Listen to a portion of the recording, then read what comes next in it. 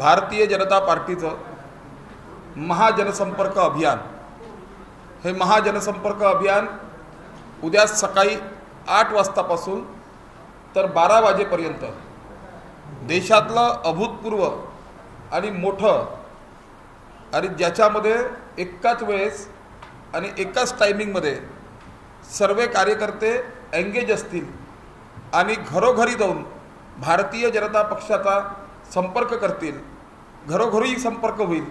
पक्षाने जे जे कार्य केलेले आहेत ह्या 10 वर्षामध्ये मोदीजींच्या नेतृत्वात, नितीनजींच्या नेतृत्वात, माननीय देवेंद्रजी फडणवीस यांच्या नेतृत्वात आणि प्रदेश अध्यक्ष बावनकुळे साहेब यांच्या नेतृत्वात जे आमचे कामं, विकास कामं झाले आहेत, हे विकास कामं आम्ही घरोघरी पोहोचवणार आहे। 2158 हे नागपुरातले बूथ आहेत, त्याच्यावरच्या सर्व बूथच्या आमच्या समिती तयार झालेल्या आहेत।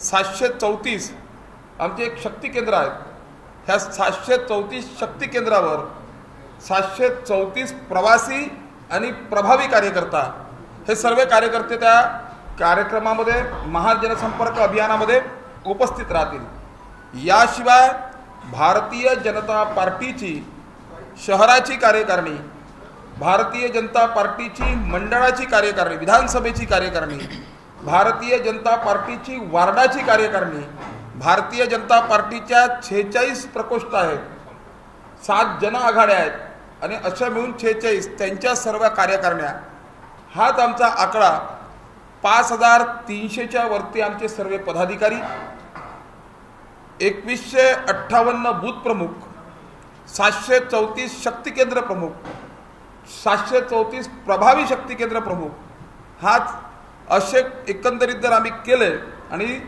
5300 सर्व पदाधिकारी असे मिळून 32,000 कार्यकर्ते भारतीय जनता पार्टीचे उद्या 6 तारखेला सकाळी 8 वाजता ते 12 वाजेपर्यंत महाजनसंपर्क अभियान करतील।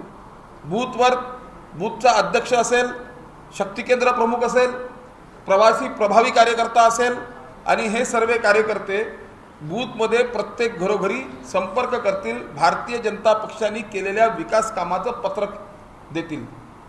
शिवाय घरोघरी संपर्क असल्यावर 100% मतदान, घरोघरी संपर्क केल्यावर आम्ही त्या लोकांसोबत चर्चा करू की 2024च्या लोकसभेच्या इलेक्शनमध्ये आपण सर्वांनी मतदान केलं का।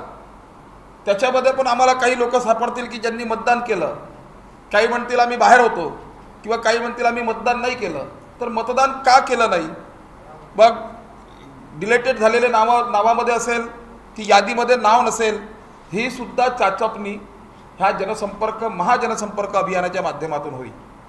पूर्व आणि मध्यमध्ये माननीय नितीनजी गडकरी हे पूर्व आणि मध्य नागपुरातील बूथवर संपर्क करतील, दक्षिण नागपूर आणि दक्षिण पश्चिम नागपूर मध्ये माननीय देवेंद्रजी फडणवीस हे पुन्हा संपर्क करतील, बूथवर संपर्क करतील।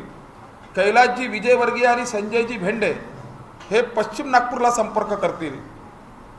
प्रदेश अध्यक्ष बावनकुळे साहेब आणि आमचे प्रदेशाचे उपाध्यक्ष धर्मपालजी मेश्राम हे उत्तरमध्ये संपर्क करतील। आणि याशिवाय पण बाकी काही प्रमुख पदाधिकारी आहेत, आमचे सर्व आमदार आहेत, माननीय विकासभाऊ कुंभारे आहेत, माननीय मोहनभाऊ मते आहेत, माननीय प्रवीणजी दटके आहेत, माजी आमदार आमचे अनिलजी सोले आहेत, माजी आमदार गिरीशजी व्यास आहेत, हे सर्व आमचे आमदार, कृष्णाभाऊ खोपडे आहेत, हे सर्व आमचे आमदार आपल्या क्षेत्रामध्ये आपल्या बूथवर संपर्क करतील। सोबतच मध्य प्रदेशमधून आलेले प्रवासी पदाधिकारी कार्यकर्ते आहेत, ते सुद्धा ह्या संपर्क अभियानामध्ये भाग घेतील आणि ते सुद्धा संपर्क करतील। पण संपर्काच्या माध्यमातून ज्या क्षेत्रात ज्यांचा प्रभाव आहे, जिथे त्या लोकांना मान्यता आहे, अशा ठिकाणी संपर्क होईल। मग डॉक्टर असेल, त्या क्षेत्रातले वकील असतील, त्या क्षेत्रामधले प्रतिष्ठित नागरिक असतील, त्या क्षेत्रामधले सामाजिक क्षेत्रातले नागरिक असतील, त्या आपलं क्रीडा क्षेत्रातले सन्माननीय लोक असतील, यांच्यासोबतही संपर्क होईल आणि जनतेसोबतही संपर्क होईल। असा हा आमचा महाजनसंपर्क अभियान उद्या सकाळी 8 वाजतापासून तर 12 वाजेपर्यंत राहील। आणि हा महाजनसंपर्क अभियान हे पहिल्यांदाच नागपुरात असंही आधी झाले आहे, पण हे नागपुरात होते आहे आणि त्यानंतर बहुतांश पूर्ण विदर्भ आणि महाराष्ट्रात पण जनसंपर्क अभियान होईल.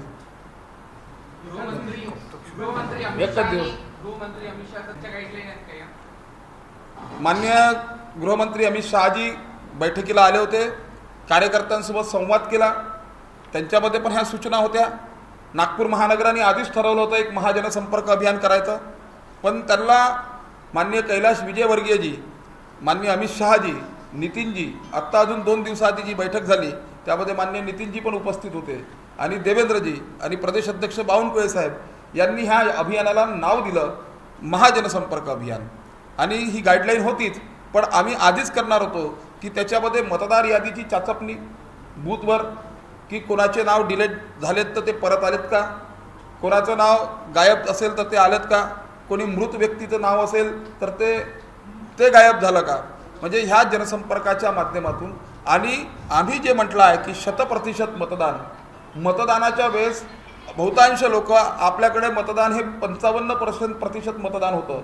मतदान ही जागृती व्हावी, हा लोकशाहीचा उत्सव आहे. त्यामध्ये भारतीय जनता पार्टी प्रत्यक्ष लोकांना भेटून म्हणणार आहे की हा अधिकार आपल्याला लोकशाहीसाठी दिलेला आहे, ह्या अधिकाराचा उपयोग करावा, याचा वापर करावा. त्या दिवशी अर्धी सुट्टी असेल, काही असेल, पण आपण त्याचा वापर केला पाहिजे. हा मूळ उद्देश ह्या जनसंपर्क अभियानातून आहे.